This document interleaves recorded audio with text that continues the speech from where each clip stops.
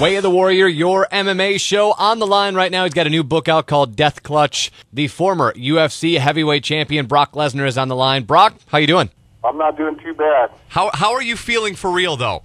Well, I'm recovering, and I'm just taking one day at a time and trying to get to the bottom of this thing.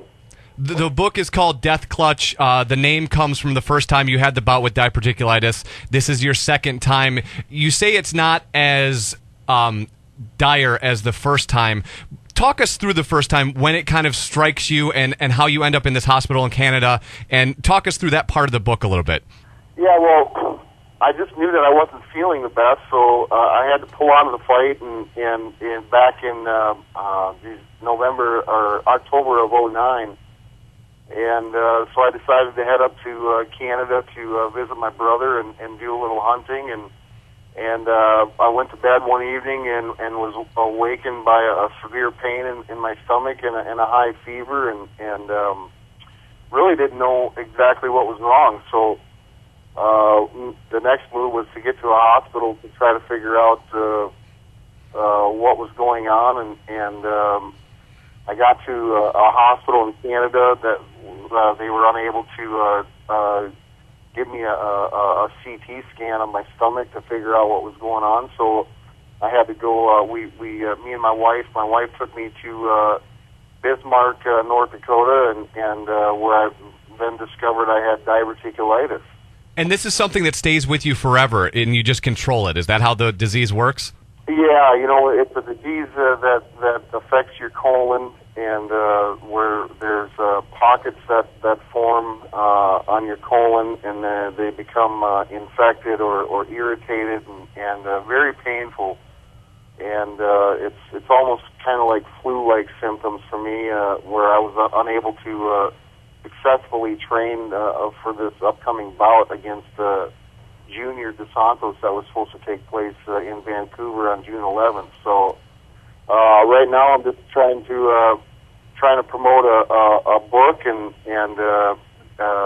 figure out my next step to get healthy. I know you're not really fired up about doing all of this media, but I do feel the need to tell you that the book is fantastic. So if you roll up your sleeves and finish your MMA career in the next 3 or 4 years, I think you have a career in writing about this sport, because the biography is a really, really in-depth look into your life, and honestly surprising given your stint in the WWE, your stint in the UFC. You've been a super closed person, and it was a very, very great read, and I highly recommend anyone who has watched you in any one of those sports to check it out.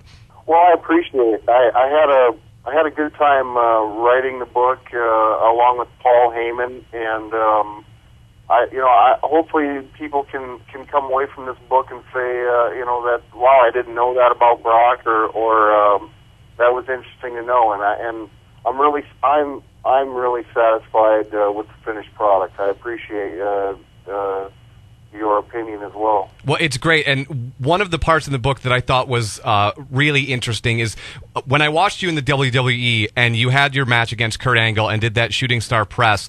I mean, the fact that you got up, I thought there was no way you weren't dead.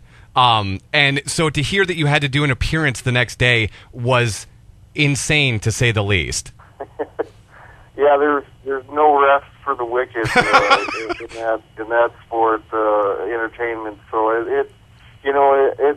I'm very fortunate to actually be sitting here and talking, and that I'm not in a wheelchair.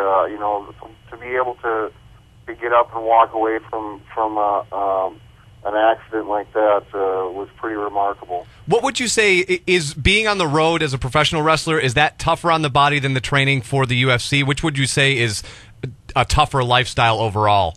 Well, it's not just the part of being on the road. It's getting in the ring every night and taking your body and pushing your body to the limit every night, and at least in the sport in the UFC, I get a little rest period between training camps and my next fight. So the body needs some time to recover, and you can't constantly push the body to limits every day without any time of recovery.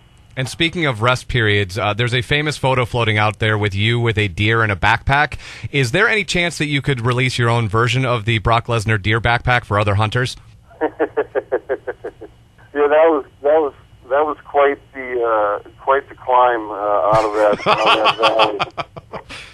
Yeah, I'll remember that forever. I wondered about halfway up that mountain what I was doing with this animal on my back. Brock Lesnar is joining us. The book is called Death Clutch. This weekend, UFC 130. One of the matches I think you are particularly interested in is Frank Mir and Roy Nelson.